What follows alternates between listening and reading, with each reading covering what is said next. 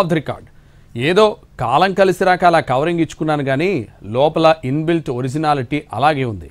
Same to same అని ఆ MLA అంటున్నారా? బీజేపీ నుంచి ఎమ్మెల్యేగా గెలిచిన ఆయనకు పాత పార్టీ మీద మమకారం పోలేదా? ఎప్పటికైనా అదే నాకు శాశ్వతం అనుకుంటున్నారా? అందుకే ఆయన వ్యవహారం తేడాగా ఉందా? ఎవరా ఎమ్మెల్యే? ఏంటా ప్రేమ్ కహానీ? తూర్పుగోదావరి జిల్లా అనపర్తి అసెంబ్లీ నియోజకవర్గం నుంచి 2024 ఎన్నికల్లో బీజేపీ అభ్యర్థిగా పోటీ చేసి గెలిచారు నల్లమిల్లి రామకృష్ణారెడ్డి.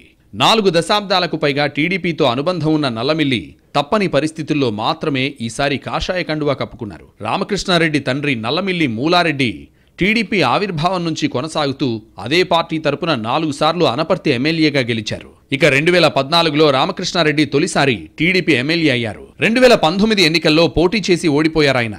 ఇక 2024లో పొత్తు కారణంగా అనపర్తి అసెంబ్లీ టికెట్ బీజేపీ కోటాలోకి వెళ్లిపోయింది. దాంతో టీడీపీ నేతగా ఉన్న నల్లమిల్లి రామకృష్ణారెడ్డి టికెట్ వదులుకోవాల్సి వచ్చింది.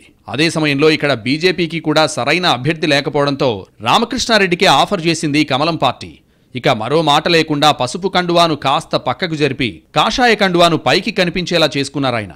బీజేపీ బీఫామ్ మీద పోటీ చేసి గెలిచారు. అంతవరకు బాగానే ఉన్నా ఆ తర్వాతే అసలు సమస్య మొదలైందట.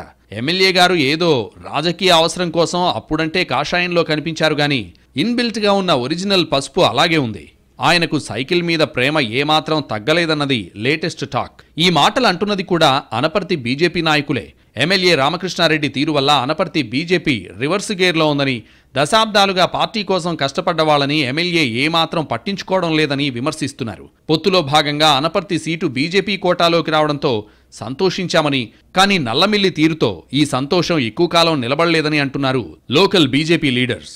ఎమ్మెల్యే తాను గెలిచిన పార్టీ క్యాడర్ని పక్కన పెట్టి ప్రతి విషయంలోనూ టీడీపీ శ్రేణులకే ప్రాధాన్యం ఇస్తున్నారంటూ ఆవేదన వ్యక్తం చేస్తున్నారు అనపర్తి బీజేపీ లీడర్స్. పార్టీ మారినా ఆయనకు టీడీపీ మీద మమకారం ఏమాత్రం తగ్గలేదని, అందుకే నామినేటెడ్ పోస్టుల్లో మొత్తం తెలుగుదేశం వాళ్లనే నియమిస్తున్నారని అసహనం వ్యక్తం చేస్తున్నారు. కమలం గుర్తు మీద గెలిచిన నల్లమిల్లి కనీస విశ్వాసం లేకుండా టీడీపీ వాళ్లకు పెద్దపీట వేయడం ఎంతవరకు సమంజసమని ఆవేదన వ్యక్తం చేస్తున్నారట బీజేపీ నాయకులు.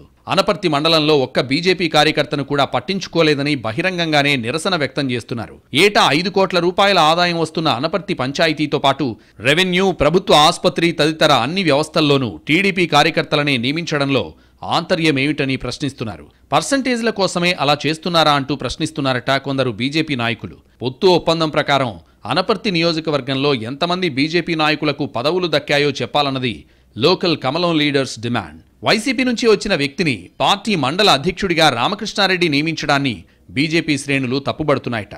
పార్టీలో ముందు నుంచి ఉన్న వాళ్ళని పక్కన పెట్టారనే విమర్శలున్నాయి. అలాగే ఉపాధి హామీ కూలీలను బీజేపీ క్రియాశీలక సభ్యులుగా చూపిస్తూ పార్టీని మభ్యపెడుతున్నారని ఆరోపిస్తున్నారు.